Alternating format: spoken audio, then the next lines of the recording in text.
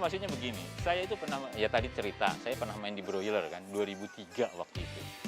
Jalan tuh, set. Terus akhirnya saya bicara sama sebelah saya, istri saya. Saya mau keluar deh, udah saya fokus aja pelihara broiler ini. Waduh, nanti intinya nggak dikasih lah sama istri saya itu. Jangan, katanya udah jadi pegawai aja. Nah, ibu saya waktu itu masih ada juga. Saya cerita juga hal yang sama ke ibu saya. Sama juga nggak disupport sama ibu saya. Waduh, daripada kalau ada apa-apa, kalau saya nekat, ada apa-apa saya disalahkan, ditunjuk sama mereka berdua, saya nggak mau. Akhirnya saya nurut. Nah, begitu ini saya mulai di ayam telur. Jadi ya udah mulai ayam telur mulai. Saya sama istri saya, udahlah pembukuan pegang aja, kata saya, begitu kan. Udah, jadi dari awal itu memang istri saya yang pegang pembukuan, jadi mulai cash flow segala macam dia tahu lah. Jadi dari 2017 sampai 2020 paling nggak dia udah pernah senang gitu kan, lihat cash flow-nya bagaimana.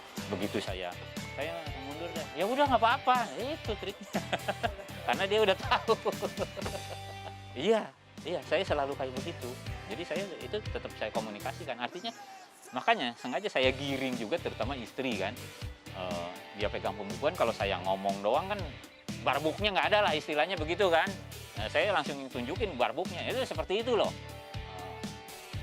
Ya kebetulan manis lah, waktu itu bisa dibilang manis lah.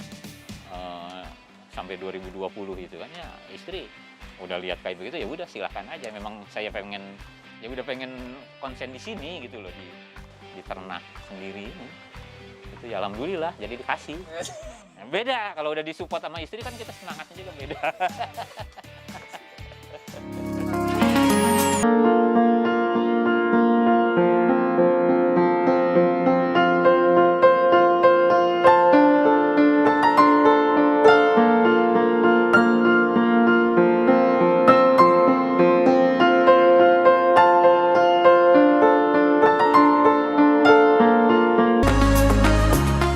Yang paling umum kandang di ayam telur adalah pakai sistem baterai seperti ini. Ini bateraian namanya nih. Itu kandang baterai namanya. Jadi ya ada berbagai tipe juga ini kandang baterai. Ada yang satu kotak itu 2 ekor, ada yang satu kotak 1 ekor. Kemudian untuk sistem minum ini pakai nipple.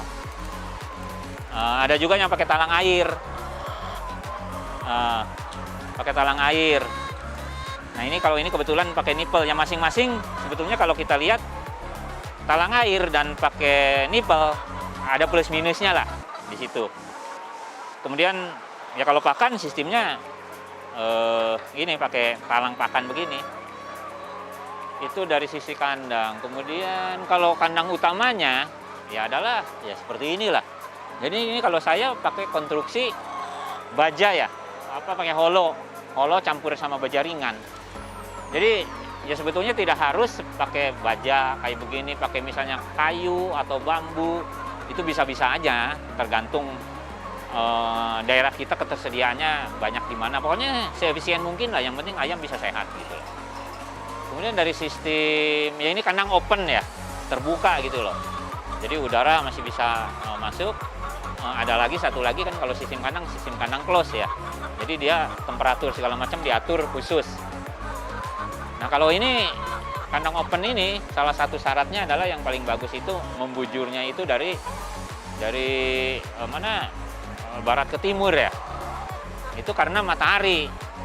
Matahari kalau dari timur itu cuma menyinari yang pinggirannya doang. Nah kalau ini saya melawan arus utara selatan, makanya pinggir-pinggir ini saya kasih net ini.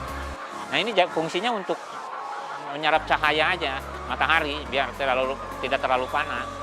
Ini karena posisi tanah aja kenapa saya jadi utara selatan, untuk bikin timur barat tidak memungkinkan, itu alasannya. Kalau ya kemudian yang ini syarat untuk lokasi kandang ada sirkulasi angin supaya bagus juga gitu loh. Ya mungkin itu aja kalau untuk kandang. Iya, suhu itu sangat penting sekali, suhu dan kelembaban ya. Jadi itulah harus kita kontrol gitu loh. Jadi kalau terlalu tinggi, ya itu kan ayam biasanya ya istilahnya ada heat stress gitu, ayam kepanasan. Contohnya mana? Nah ini nih, itu sampai cengat-cengat gitu kan, itu ayam untuk membuang panas, dia terlalu panas, efeknya itu dia panting seperti itu tuh, buang napas lewat mulutnya, itu karena terlalu panas.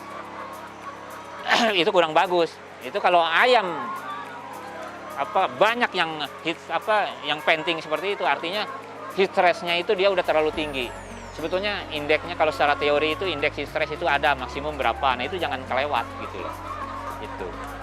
Nah, ini saya pakai ini kandang 3 susun ini baterainya. Tuh 2, 3. Ya, sebetulnya bisa aja lompat susun.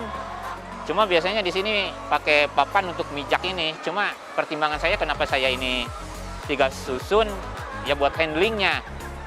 Handlingnya supaya lebih mudah. Karena kalau ini 4 susun, ngambil telur, ngambil pakan ngasih pakan juga lebih susah. Apalagi untuk misalnya vaksinasi pakai injek itu akan lebih susah. Jadi udah cukup saya 3 susun gini aja. Ya alasannya handling gitu loh. Ini kalau yang saya pakai Isa Brown. Jadi kalau di Indonesia itu kalau nggak salah ada 4 ya. Ada Lohman, ada Isa Brown, ada Highsec, kemudian satu lagi yang paling baru yang Nopogen. Yang saya pakai Isa Brown strain-nya. Iya sebetulnya sih kalau menurut saya sih speknya sih mirip ya. Semua ya anggap aja itu semua breeder atau pabrikannya gitu ya. Itu mirip-mirip lah. Jadi potensinya itu kurang lebih mirip lah. Antara kalau kita bandingkan antar strain itulah mirip-mirip aja sih, nggak